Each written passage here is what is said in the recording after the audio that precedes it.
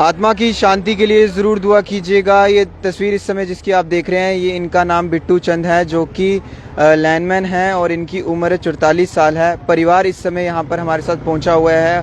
आपको बता दें कि बिट्टू चंद लाइनमैन थे, जिनकी करंट लगने से जो है वो कल देर रात जान चली गई है। परिवार इस समय यहाँ पर पहुंचा है और ठीक इस समय की तस्वीरें जो है वो हम आपको गवर्नमेंट मेडिकल कॉलेज इमरजेंसी के बाहर से दिखाने की कोशिश कर रहे हैं। आपको बता दें कि बिट्टू चंद जो कि लाइनमैन थे और अकेले ही घर का गुजर बसर करते थे और अकेले ही जो थे वो कमाने वाले थे। पत्नी है और 2 बच्चे हैं, जो 3 बच्चे हैं, माफ़ी चाहूँगा 3 बच्चे हैं इनके, वो पीछे रह गए हैं। बाप का साया अब सर से उठ चुका है, कमाने वाले वही थे, अब इनके घर का पालन पोषण कौन करेगा। पूरा परिवार इस समय यहाँ पर पहुँचा हुआ है और इंसाफ की गुहार लगा रहा है कि अगर कोई भी लाइनमैन काम करने जाता है तो क्या पहले वो लाइट नहीं कटवाता, अगर वो लाइट कटवाता है और खंभे पे चढ़ता है तो पीछे से लाइट कौन ऑन कर देता है। ये सबसे बड़ा एक सवाल जो है वो बिजली डिपार्टमेंट के लिए बनकर आ रहा है कि अगर लाइनमैन खंभे पे चढ़ा है, वो काम कर रहा है, बिना काम खत्म किए उसी दौरान लाइट ऑन हो जाए पीछे से, तो किसकी लापरवाही है इसमें।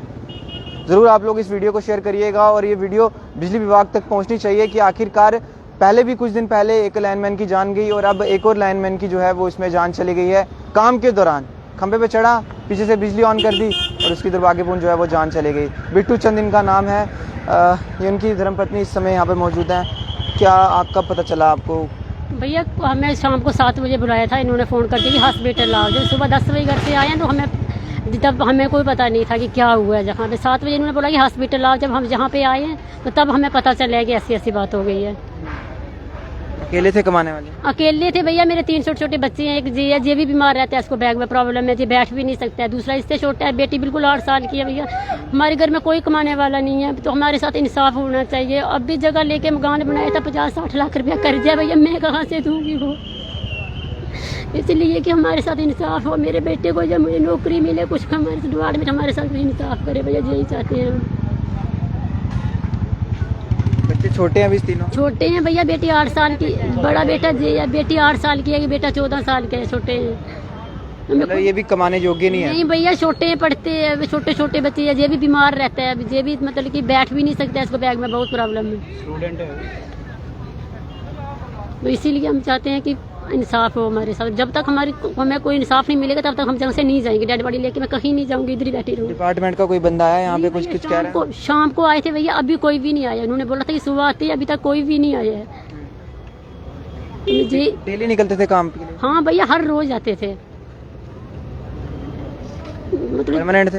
हाँ भैया परमानेंट है, 19 से परमानेंट है भैया। मैं अभी 5 साल ही हुए थे परमानेंट हुए, और जब परमानेंट होता है इंसान तो उससे खुशी होती है कि चलिए अब मैं परमानेंट हूँ और कहीं ना कहीं खुशहाली आएगी मेरे घर में, जो मैं थोड़ा सा अपने घर वालों के लिए पहले नहीं कर पा रहा था, अब मैं और बेहतरीन करूँगा। सोचा होगा बिट्टू चंद ने, लेकिन उनको नहीं मालूम था कि उनके साथ कुछ इस तरह का वाक्य जो है वो पेश आ जाएगा। धर्मपत्नी यहाँ पर है, रो रो कर बुरा हाल है। बच्चा यहाँ पर है इस समय। क्या करते बच्चा? 12th क्लास में पढ़ रहा हूँ मैं। 12th में पहुँचा। क्या नाम है आपका? रोहित। कब हुई थी पापा से बात? कल सुबह ही हुई थी बस। क्या बोल के गए थे पापा? कुछ खास नहीं, बस ऐसे ये रोज की तरह जैसे रोज सुबह आते थे, जैसे रोज सुबह आते थे, बस वैसे ही मेरे को बोला कि बाइक पे कपड़ा मार दे, मैंने ऑफिस जाने, तो मुझे नहीं पता, और मुझे कुछ नहीं पता, बस मैंने बाइक साफ करके दी थी बस, और नहीं जानता मैं। क्या कहना चाहोगे? क्या है? मैं तो यही कहना चाहता हूँ कि डिपार्टमेंट को सोचना चाहिए इनके बारे में, इन द फ्यूचर बच्चों के बारे में, क्योंकि जो बिट्टू जी नहीं रहे हैं तो डिपार्टमेंट आए, बात रखे, बताए कैसे क्या हुआ था।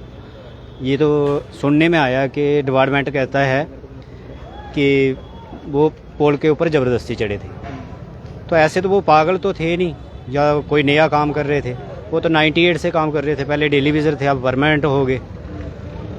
तो डिपार्टमेंट को बताना चाहिए, इसके बारे में सोचना चाहिए, कोई लॉ होना चाहिए कि आगे से ऐसा ना हो, क्योंकि अभी हफ्ता पहले की बात है कि एक और हादसा हुआ कि एक और लैंडमैन मर गया, अभी कल इनके साथ हो गया, कल को किसी के और के साथ भी हो सकता है।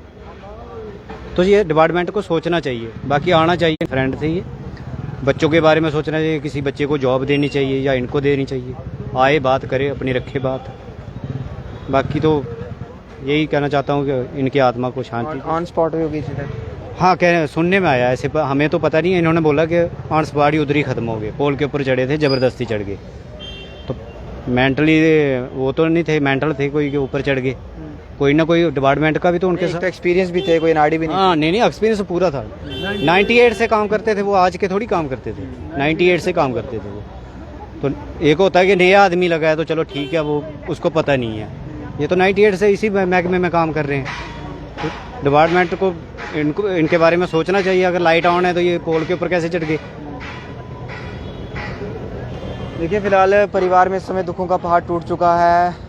बिट्टू चंद जो कि लाइनमैन थे और कल देर रात जो है पीरमिट्ठे में काम कर रहे थे, और ना जाने ऐसा वहाँ पर क्या होता है कि बिजली पीछे से कोई ऑन कर देता है, और इतनी बड़ी लापरवाही का नतीजा जो है वो बिजली विभाग का भी यहाँ पर सामने आया है कि कोई लाइनमैन अगर काम करने के लिए चढ़ रहा है तो बिजली बंद करके ही चढ़ेगा ना, पीछे से बिजली कौन ऑन कर देता है। एक सबसे बड़ा सवाल ये भी बन के आ रहा है। अगर कोई भी ऐसा कल्प्रिट है तो उसको जो है वो जल्द से जल्द पकड़ा जाए और उस पर कार्रवाई की जाए कि अगर आपका ही बंदा एक बिजली ठीक करने के लिए खंभे पर चढ़ा हुआ है, जबकि बिजली बंद है, वो काम कर रहा है, बिना काम खत्म किए हुए वहाँ पे बिजली ऑन कर दी गई।